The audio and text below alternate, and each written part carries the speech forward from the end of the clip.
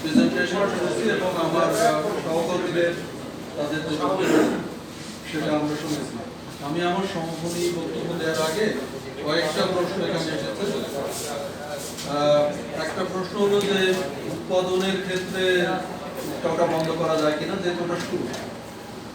আমরা আসলে এই তামাক নিয়ে অনেকদিন কাজ করছি উন্নয়ন সমন্বয়, এবং আমরা আমাদের বিশ্ববিদ্যালয়ের শিক্ষকদের একটা এন্টি টোবাকো প্ল্যাটফর্ম আছে, আমি ওটার সাথে জড়িত।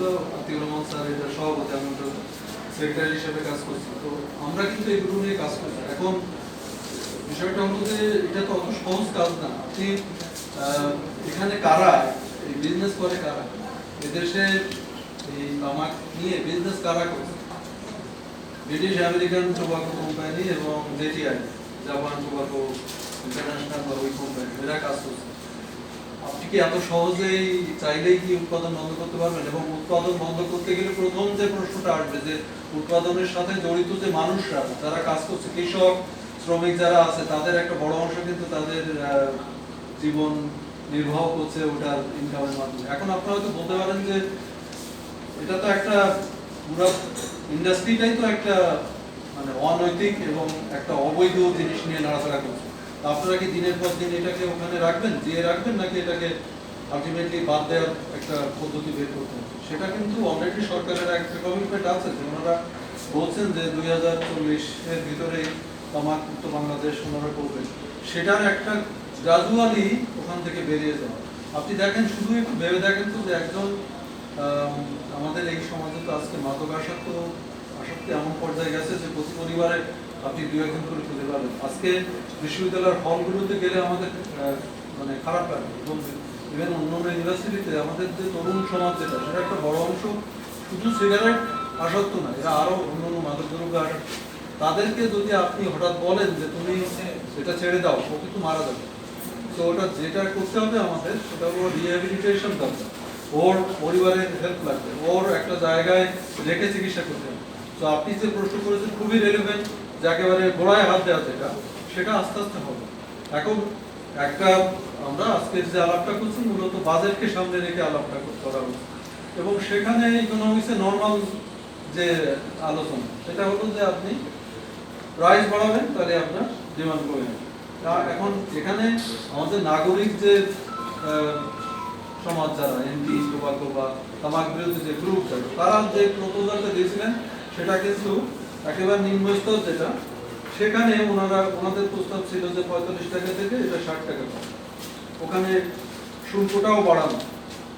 সরকার ওই জায়গাটাতে কতটা বৃদ্ধি করে, তারা উপরে যে মধ্যম থেকে উপরের দিকে যেটা, সেটা মোটামুটি যে প্রস্তাব দেওয়া হয়েছে তাও সব মানে ওইভাবে কাছাকাছি দিতে পারে।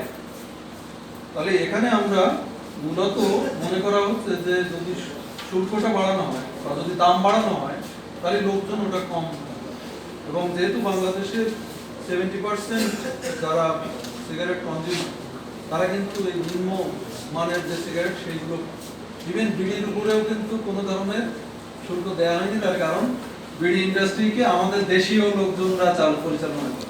মনে করা হচ্ছে যে দেশীয় ইন্ডাস্ট্রি অ্যাফেক্টেড হবে এবং সেখানে যারা কর্মরত আছে তারা অ্যাফেক্টেড হবে।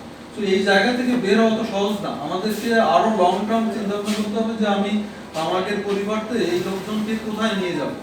সেটা দিয়ে সরকারের আলাদা বাজেট দিয়ে চিন্তা করতে হবে যে আমি এক্সিট করবো, যে আমি একটা তো অভ্যস্ত একটা জীবন, তাই না? আমার তামাক উৎপাদন করা মানে কি অলরেডি অসুস্থ, মানে যারা এটা নেয় তারা অসুস্থ, এবং এর সাথে ব্যবসা যারা করছে ওরাও অসুস্থ। অসুস্থ মানুষকে চিকিৎসা করতে গেলে হসপিটালে রেখে রিহ্যাবিলিটেট করে আপনি একটা ট্রানজিশনে যাবেন। তো আপনাকে ওরকম একটা অল্টারনেটিভ প্ল্যান করে কিভাবে বের হবেন সেটা করতে হবে। আমরা যেমন বলছি যে 2040 সালের মধ্যে তামাক মুক্ত সমাজ তৈরি করবেন, কিভাবে তৈরি করবেন সেই প্ল্যান তো আমরা দেখি না। শুধুমাত্র আপনার এই ট্যাক্স বাড়িয়ে বা সম্পূরক শুল্ক বাড়িয়ে বা দাম বাড়িয়ে কিন্তু আপনি এখান থেকে বের হতে পারবেন না। আমাদের দুইজন আমার সুযোগ্য আলোচক কিন্তু ওই জায়গাগুলোতে তাদের আলোচনাটা করেছেন। যেমন আপনি দেখেন যে আমাদের কিন্তু টোবাকো প্রোডাক্ট নিয়ন্ত্রণ আইন আছে 2005 যেটা, সেখানে কি আছে, প্রথমে ছিল 50 টাকা জরিমানা। আপনি যদি ওপেন স্পেসে স্মোকিং করেন তাহলে আপনাকে 50 টাকা জরিমানা, সেটা বাড়িয়ে 300 করা হয়েছে। আপনি একটা জায়গায় আমাকে দেখাতে পারবেন যে কোনো লোককে এই পর্যন্ত কোনো পুলিশ পুলিশ নিজেই সিগারেট খায়, এদের সাথে মিলে মিশে খায়। এবং আমি ঢাকা ইউনিভার্সিটি ক্যাম্পাসে একেবারে মেন গেটে ওইখানে সিগারেট বিক্রি করে সব থেকে সচেতন মানুষ যারা তারা ওখানে সিগারেট খাচ্ছে সারা। একটা বিশ্ববিদ্যালয়ের এন্ট্রান্স পয়েন্ট কলা ভবনের গেটের মধ্যে আপনি সিগারেট পাবেন, ওপেন ওখানে সিগারেট খাচ্ছে।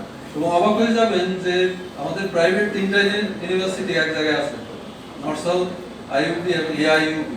এই তিনটা ইউনিভার্সিটির ছাত্ররা ওপেন রাস্তার মধ্যে কয়েকশো একসাথে উৎসব চলছে, সেখানে সিগারেট খাচ্ছে, ছেলে মেয়ে নির্বিশেষে, একেবারে জেন্ডার ইকুয়ালিটি, তাহলে জেন্ডার ইকুয়ালিটি মানে আপনি দেখতে পাবেন সব ওখানে খাচ্ছে। এবং দেখেন ন্যূনতম কোনো লজ্জা শরম বলতে কিছু নেই, ও যে একটা অন্যায় কাজ করছে এবং দেশের ল ভাঙছে, কেউ ওখানে যে ওকে বলছে না, ইভেন শিক্ষকরা তারা যে বলছে